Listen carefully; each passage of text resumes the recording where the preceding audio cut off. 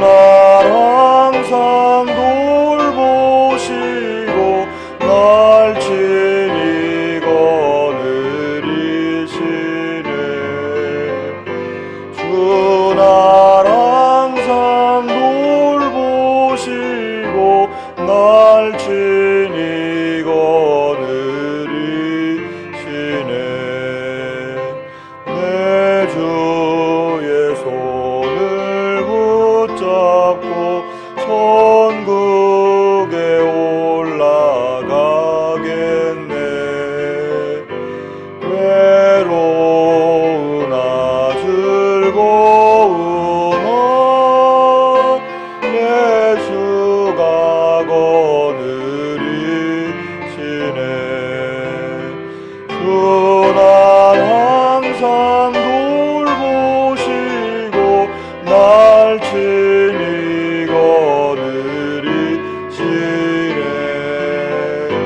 주 날 항상 돌보시고 날 친히 거느리시네. 이 세상 이별할 때에 마귀의 권세 이기네. 천국에 가는 그 길도 예수가 거느리시네.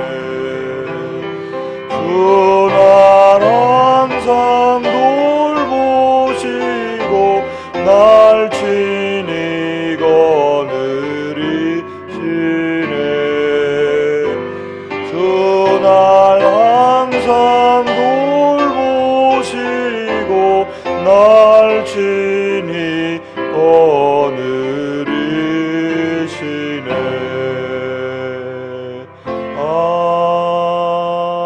아멘.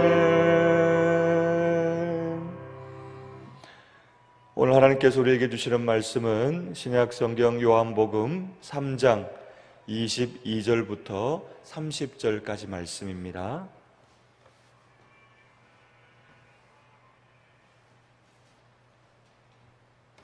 오늘 하나님이 주시는 말씀은 신약 성경 요한복음 3장 22절부터 30절의 말씀을 다 같이 믿음으로 받도록 하겠습니다. 다 함께 읽습니다. 시작. 그 후에 예수께서 제자들과 유대 땅으로 가서 거기 함께 유하시며 세례를 베푸시더라. 요한도 살렘 가까운 에논에서 세례를 베푸니 거기 물이 많음이라. 그러므로 사람들이 와서 세례를 받더라. 요한이 아직 옥에 갇히지 아니하였더라. 이에 요한의 제자 중에서 한 유대인과 더불어 정결 예식에 대하여 변론이 되었더니 그들이 요한에게 가서 이르되 랍비여, 선생님과 함께 요단강 저편에 있더니 곧 선생님이 증언하시던 이가 세례를 베풀매 사람이 다 그에게로 가더이다. 요한이 대답하여 이르되 만일 하늘에서 주신 바 아니면 사람이 아무것도 받을 수 없느니라. 내가 말한 바 나는 그리스도가 아니요 그의 앞에 보내심을 받은 자라고 한 것을 증언할 자는 너희니라. 신부를 취하는 자는 신랑이나 서서 신랑의 음성을 듣는 친구가 크게 기뻐하나니 나는 이러한 기쁨으로 충만하였노라. 그는 흥하여야 했고 나는 쇠하여야 하리라 하니라. 아멘. 오늘도 온 오프라인을 통해서 귀한 말씀을 사모하는 저와 여러분 우리 모두들에게 하나님의 은혜와 긍휼과 평강이 함께 하시기를 주님의 이름으로 축복합니다. 자, 오늘은 저는 이 본문의 말씀을 통해서 빛된 삶, 소금된 삶이라는 말씀의 제목으로 함께 은혜를 나누겠습니다. 우리가 성경을 읽어보면 인간이 하나님 앞에서 범죄한 이후에 참으로 많은 변화들이 있습니다. 자, 그 대표적인 변화 중에 하나가 바로 두려움과 무서움이었습니다. 죄를 지은 인간은 제일 처음 하나님의 낯을 볼 수가 없었어요. 죄 지은 인간이 하나님을 향해서 고개를 들지 못했던 모습입니다. 자, 이때부터 인간은 이 두려움, 공포, 염려와 불안을 해소하기를 위해서 무엇인가를 소유해야만 했습니다. 그 대표적인 것 중에 하나가 바로 힘이죠. 힘. 자기를 지켜줄 수 있는 것. 아무도 자기를 지킬 수 있는 것이 없다라고 여겼던 사람들은 스스로를 지키기 위해서 그렇게도 애를 써야만 했었습니다. 여러분, 아담의 두 자녀, 바로 가인과 아벨이죠. 서로 반대되는 삶을 살았던 이 두 자녀들, 특별히 가인의 후손들에 관해서 여러분 아실 겁니다. 여러분, 가인의 후손들은 참으로 대단한 사람들이었습니다. 무언가를 만들어내고 이루어갔던 사람들이 바로 이 가인의 후손들이었습니다. 그들은 문명을 만들고 기술과 음악과 경제적인 활동을 했던 사람들이 바로 이 가인의 후손들이었죠. 자, 이 가인의 후예들, 그들이 추구했던 것이 바로 이 힘이었고 자신들을 지켜줄 만한 그 무엇이었던 것이었습니다. 그래서 사람들은 그 이후로, 인간이 타락한 이후로 누구나 힘을 갖고 싶어 했어요. 능력이 있어야 된다라고 생각을 했습니다. 그래서 힘 있는 사람이 되기를 원했고 어느 나라나 힘이 있는 나라가 되기를 원했던 것입니다. 자, 그런데 여러분, 이 힘이라고 하는 것 굉장히 추상적인 단어이긴 하지만 영국의 유명한 철학자이던 버트란트 러셀이라고 하는 사람이 인간이 추구하는 힘을 세 가지로 그는 분류를 했습니다. 첫 번째가 바로 물리적인 힘이죠. 어쩌면 전쟁을 일으키는 이 국방력 같은 경우들도 바로 여기에 해당할 수가 있습니다. 폭력과 탄압에서 주로 사용되어지는 것이 바로 이 물리적인 힘, 완력인 것입니다. 그리고 이 러셀은 인간이 추구하는 두 번째의 힘을 바로 경제적인 힘이다라고 이야기를 합니다. 여러분, 경제적인 힘이 뭡니까? 쉽게 말하면 돈이죠. 물질입니다. 금력인 것이죠. 여러분 아시죠? 이 돈이 힘이라는 것. 그래서 사람들은 생각합니다. 돈이면 뭐가 없다고요? 안 되는 게 없다고 이야기합니다. 모든 것이 다 가능하다고 이야기하죠. 우리가 살아가는 이 세상이 바로 이 황금만능주의의 시대를 오늘 우리는 살아가고 있습니다. 자, 그리고 그가 이야기했던 세 번째의 영향력은, 세 번째 힘은 바로 영향력인 것이죠. 우리가 성경에 보면 예수님이 우리를 뭐라고 이야기하는가 하면 너희는 세상의 빛이요 세상의 소금이다라고 이야기를 하셨습니다. 바로 이것이죠. 영향력입니다. 이것은 꼭 많다고 크다고 그 힘을 발휘할 수 있는 것이 아닙니다. 있기만 하면 되죠. 많을 필요도 없습니다. 있느냐 없느냐의 문제가 바로 빛된 삶, 소금된 삶의 문제인 것이죠. 근데 우리 가끔 착각합니다. 많아야 된다고 생각합니다. 대단해야 된다고 생각합니다. 그러나 그렇지 않습니다. 누룩도 그렇고요, 빛도 그렇고요, 소금도 그렇고요. 항상 중요한 것은 있느냐 없느냐의 문제예요. 자, 이런 영향력은 어떻습니까? 교육이나 신앙을 통해서 키워지고 행사되는 힘이라고 그렇게 사람들은 이야기합니다. 자, 이 물리적인 힘, 아니면 경제적인 힘, 아니면 영향력. 자, 여러분들이 생각할 때는 이 세 가지 힘 가운데 어느 것이 가장 큰 힘일까요? 우리가 역사에서 그 예들을 찾아볼 수 있는데, 예수님 시대 이스라엘 백성들, 유대인, 이스라엘, 그리고 그들을 통치하고 다스렸던 로마의 힘. 여러분, 어떤 힘이 더 강했었다고 여러분 기억하십니까? 역사는 세계를 제패했던, 그래서 모든 길은 로마로 통한다고 말했던 그 강력한 힘을 가지고 법률적인 제도를 가지고 있었던 로마가 강한 나라가 아니라 바로 이스라엘이 강한 나라라고 하는 사실을 역사는 말해줍니다. 왜냐하면 AD 372년에 이 이스라엘을 속국으로 가지고 있었던 로마가 이스라엘이 믿는 하나님을 그들이 받아들였습니다. 인정했습니다. 그리고 로마가 통치하는 모든 곳에서 기독교를 국교화했습니다. 로마가 강했던 것이 아니라 신앙을 가지고 있었던, 믿음을 가지고 있었던 이스라엘이 훨씬 더 강했던 것이죠. 그리고 오늘날로 생각해 보면 지금 중동을 다스리고 있는, 중동의 패권을 잡고 있는 이 아랍인들, 그리고 그 아랍 가운데 중심에 있는 이스라엘이라고 한 나라, 비교가 안 되죠. 땅덩어리, 인구, 경제력 비교가 되질 않습니다. 그럼에도 불구하고 이스라엘은 그 아랍, 이슬람의 한가운데에서도 오늘도 여전히 그 존재감을 드러내고 있습니다. 결코 인간이 가지고 있는 물리력, 사람이 가지고 있는 이 경제적인 힘, 물질의 힘이 아니라 세상을 변화시키고 세상을 바꾸어 왔던 것은 바로 이 영향력이라는 것입니다.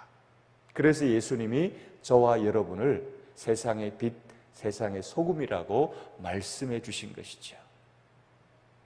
우리는 많은 소금일 이유도 없고 큰 빛일 이유도 없습니다. 물론 큰 빛, 많은 소금이면 좋긴 하겠죠.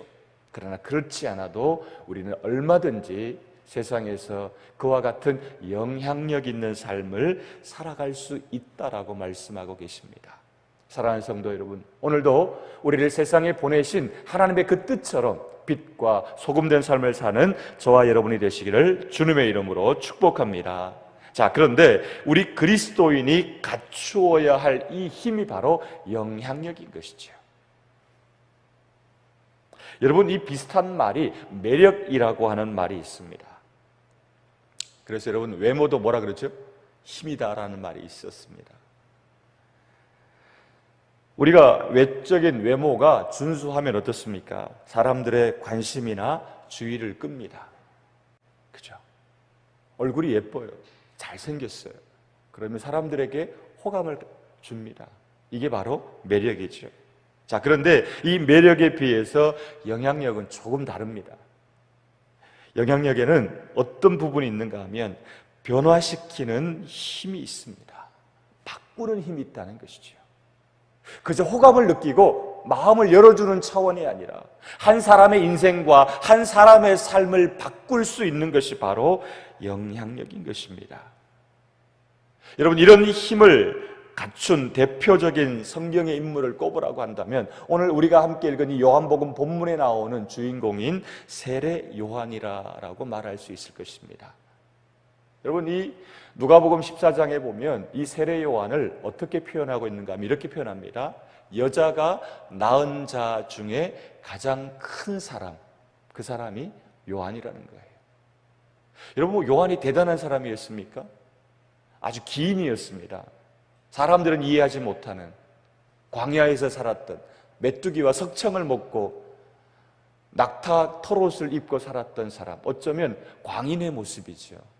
그러나 그 세례 요한을 예수님, 성경은 여자가 낳은 자 중에 가장 큰 자라고. 여러분, 이게 무슨 이야기입니까? 가장 영향력이 컸던 사람이라고 말씀하고 있는 것입니다. 자, 그러면 예수님도, 하나님도 그렇게 요한을 평가할 수밖에 없었던 그의 영향력은 어디에서부터 온 것이었을까요? 그의 영향력은 타고났던 것인지 아니면 후천적으로 길러지고 훈련되어진 것인지 성경을 통해서 살펴보며 함께 은혜를 나누도록 하겠습니다. 그리고 저와 여러분이 이 세례 요한과 같은 그런 세상을 향한 빛과 소금과 같은 거룩한 영향력을 끼치는 하나님의 사람들이 될 수 있기를 주님의 이름으로 축복드립니다. 자, 그러면 이 세례 요한의 하나님으로부터 이렇게 평가받을 수 있었던 그 영향력은 어디로부터 온 것인가? 자, 우리 25절, 26절의 말씀을 같이 한번 읽어보도록 하겠습니다. 시작. 이에 요한의 제자 중에서 한 유대인과 더불어 정결 예식에 대하여 변론이 되었더니 그들이 요한에게 가서 이르되 랍비여, 선생님과 함께 요단강 저편에 있던 이 곧 선생님이 증언하시던 이가 세례를 베풀매 사람이 다 그에게로 가더이다. 자, 지금 요 말씀 전에 그런 내용이 나옵니다. 예수님과 이 세례 요한이 공히 세례를 베푸는 장면이 나와요. 요단강에서 예수님도 세례를 베풀고 세례 요한도 세례를 베풀기 시작을 했어요. 자, 그런데 세례 요한이 세례를 베풀 때 예수님도 세례를 베풀다 보니까 그동안 세례 요한에게 왔던 많은 사람들이 지금 누구에로 가고 있는가 하면 예수님께로 가고 있어요. 제자들이 이 모습을 본 겁니다.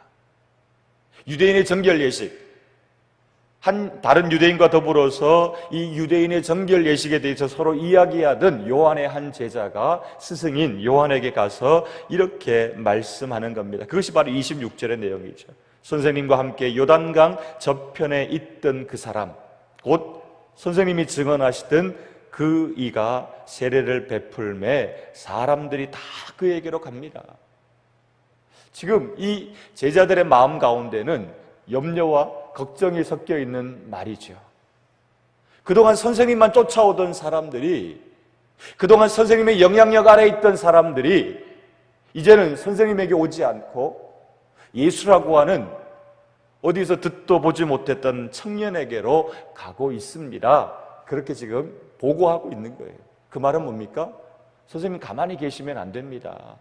선생님의 영향력이 지금 축소되어져 가고 있습니다. 다시금 그들이 선생님에게로 나오도록 무언가 조치를 취하셔야 되는 게 아닙니까? 라고 세례 요한의 제자들은 스승인 세례 요한에게 이야기하고 있습니다. 여러분, 세례 요한이 뭐라고 이야기하죠? 나는 그의 길을 예비하는 자다라고 이야기해요. 자기 제자들이 느끼는 그 불안감이 없이 당연하다는 것입니다. 나는 그 일을 위해서 보냄을 받았다라고 세례 요한은 이야기를 합니다. 바로 여기에 있는 것 같습니다. 여자가 낳은 자 중에 세상에서 가장 큰 자라고 예수님께 평가받을 수 있었던 능력은 바로 세례 요한의 삶의 이유와 목적과 의미는 오직 한 가지였어요. 예수 그리스도였습니다. 나는 살아도 주를 위해 살고 나는 죽어도 주를 위해 죽습니다. 바로 이 믿음의 고백이 한 사람 세례 요한을 그렇게 영향력 있는 사람으로 만들었다고 성경은 말씀합니다. 예수님 때문에 예수님만으로 기뻐할 줄 알았던 사람이 바로 세례 요한이었던 것이죠. 자, 오늘 이 세례 요한의 삶을 우리를 통해서 적용해 보면 바로 그 말씀입니다. 과연 나는 내 삶의 이유가, 내 삶의 목적이, 내 삶의 의미가 예수 그리스도 뿐인가? 라고 하는 질문에 우리가 그렇다라고 말할 수 있을 때, 우리가 아멘이라고 대답할 수 있을 때 우리는 이 세례 요한과 같은 그 삶을 살 수 있는 것이죠. 여러분, 누가복음에 보면 이 어머니 뱃속에 있던 세례 요한이 마리아가 자기 어머니에게로 나오는 그때 이 마리아는 우리 예수님을 잉태하고 있었죠. 성경이 뭐라고 이야기합니까? 엄마의 뱃속에 있던 세례 요한이 기뻐 뛰었다라고 그렇게 표현하고 있습니다. 사랑하는 성도 여러분, 주님은 분명히 우리를 세상에서 빛과 같은 삶, 소금과 같은 삶을 통해서 거룩한 영향력을 끼치기를 원하셨는데 우리가 그렇게 살 수 있는 비결은 우리 삶의 이유와 목적과 의미가 예수 그리스도로 중심 잡혀질 때, 초점 잡혀질 때 세상은 우리를 통해서 비록 작은 연약한 모습일지는 모르지만 우리가 비치기만 하면, 우리가 소금이기만 하면 세상은 우리를 통해서 얼마든지 빛과 소금의 영향력 아래 변화되게 될 줄로 믿습니다. 하나님 앞에 다시 한번 우리가 이 새벽 점검해 봤으면 좋겠습니다. 우리가 이 새벽에 나와 예배하는 이유, 우리가 말씀을 읽는 이유, 우리가 기도하는 이유가 과연 어디에 있는지, 혹시 예수님이 아닌 예수님이 주시는 다른 어떤 것에 우리의 마음과 생각이 집중되어져 있다면 우리는 세례 요한과 같은 그런 삶을 살 수가 없다는 사실입니다. 또 한 가지 세례 요한이 이와 같이 거룩한 영향력을 끼치는 사람이 될 수 있었던 것은 아마 그거 같아요. 여러분, 사촌이 땅을 사면 어떻다고요? 불편하다고요? 세례 요한은 남이 잘 되는 것을 함께 기뻐해 줄 수 있었던 사람이었습니다. 우리 안에 있는 참 연약함을 지적하는 이야기이기도 합니다. 제자들로부터 예수님이 높아지고 존귀히 여김을 받는다는 그 소리를 듣고 세례 요한은 자기의 영향력이 사라지고 축소된다는 것 때문에 두려워하지 않았습니다. 오히려 그것이 마땅하다고 그는 이야기했습니다. 참으로 어려운 일이죠. 남이 잘 되는 것, 나는 진급하지 못했지만 진급한 내 동료를 축하해 줄 수 있는 그런 마음, 쉽지 않은 마음입니다. 그런데 그런 쉽지 않은 삶을 우리 그리스도인들이 살아간다면 여러분, 그 자체만으로도 비치지 않겠습니까?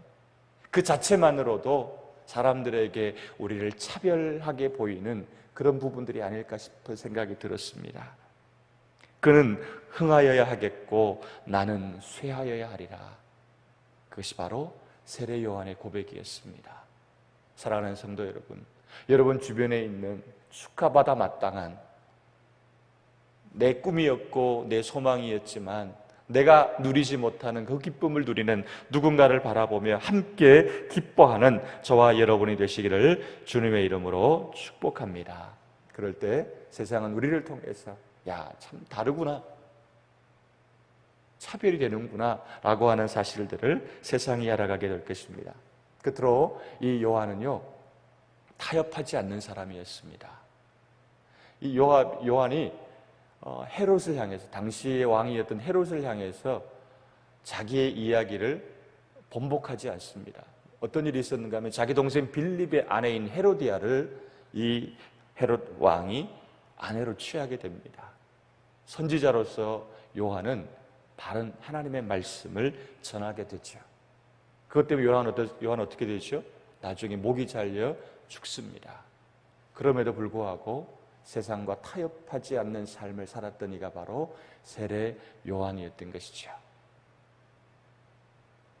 어쩌면 정상적인 삶을 사는 것 같지 않고, 그리고 사람들에게 멀리 내침을 당할 수도 있었던 삶을 살았던 그 세례 요한의 삶을 하나님은 가장 영향력 있는 사람이라고 그렇게 말씀해 주실 수 있었던 이유가 바로 여기에 있다는 사실입니다. 사랑하는 성도 여러분, 우리 삶의 모든 삶의 이유와 목적이 꼭 주님이 되시기를 주의 이름으로 축원합니다. 그리고 정말 기뻐할 자와 함께 기뻐하고 슬퍼할 자와 함께 슬퍼할 수 있는 거룩한 공감의 능력을 가지고 있는 저와 여러분이 되시기를 주의 이름으로 축복합니다. 그리고 세상 앞에, 죄 앞에 타협하지 않고 하나님 앞에서 주님이 원하시는 그 길을 갈 때 우리가 대단한 성공을 거두지 않아도, 큰 능력을 소유하지 못해도 하나님께서 우리를 통해서 크고 아름다운 일을 이루어 가실 줄로 믿습니다. 바로 그런 삶이 빛된 삶이요 소금된 삶이라고 믿습니다. 우리 모두가 다시 한번 이 새벽 기도할 때 하나님, 정말 우리를 향하신 그 하나님의 거룩한 뜻을 이루어가는 복된 삶을 살아갈 수 있게 해달라고 기도하시는 우리 모두가 되시기를 주의 이름으로 축원드립니다. 기도하겠습니다. 하나님 아버지, 은혜를 감사합니다. 오늘도 우리를 부르시고 또한 이 말씀을 통해서 우리가 이 세상 가운데 어떠한 삶을 살아가야 하는지 아버지 깨닫고 다시 한번 믿음으로 결단할 수 있도록 인도해 주신 것 감사합니다.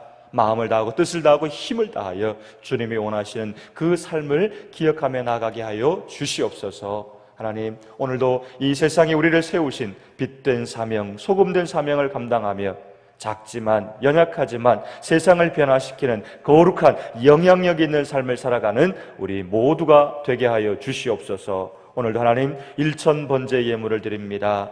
아버지, 수많은 감사의 예물을 담아 주님 앞에 귀한 예물을 준비하여 드립니다. 성전 사모 예물을 드립니다. 하나님, 때를 따라 도우시는 주님의 은혜가 오늘도 주님 앞에 귀한 예물을 드리는 모든 손길 가운데 역사하여 주시옵소서. 그래서 오늘 주신 말씀처럼 우리가 어디 있든지 무엇을 하든지 누구와 함께 있든지 주님이 보내신 거룩한 그 뜻, 거룩한 영향력을 끼치며 살아가는 세상의 빛이요 세상의 소금된 삶을 살아가게 하여 주시옵소서. 우리를 지키시고 인도하실 사랑이 많으신 예수님의 이름으로 축복하며 기도드리옵나이다. 아멘. 하늘에 계신 우리 아버지, 이름이 거룩히 여김을 받으시오며 나라의 임하옵시며 뜻이 하늘에서 이룬 것 같이 땅에서 이루어지이다.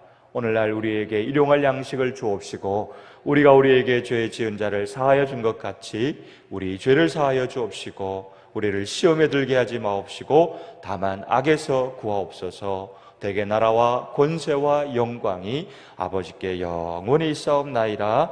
아멘.